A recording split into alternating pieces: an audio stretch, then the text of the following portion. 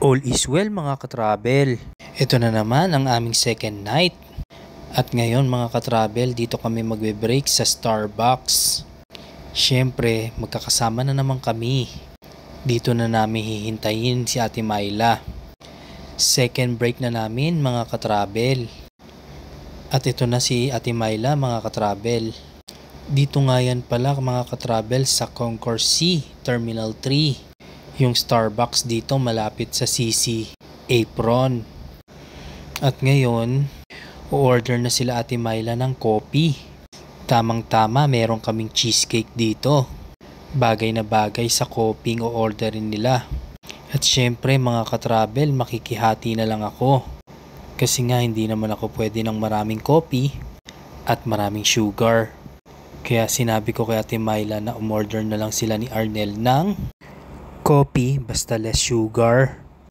Ito na naman kami, sama-sama, magkukulitan, magkukwentuhan, magtatawanan.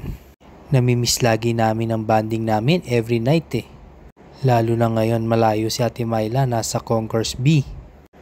At yan na, yung order namin, kinuha na nila. Ito, hati kami ni Ate Myla sa coffee. At si Arnel naman yung ice cold coffee. At ito na yung cheesecake namin. Siyempre mga katravel, silang dalawa na lang kakain ng cheesecake. Sa coffee lang, solve na ako. Kasi medyo busog pa naman ako. Kaninang first break kasi kumain ako, medyo marami rin nakain ko. Mga katravel yan, samahan nyo kami. Sa mga magta-travel at gusto mag-Starbucks, dito lang yan, located sa C Gate. Meron din sa B Gate na coffee shop.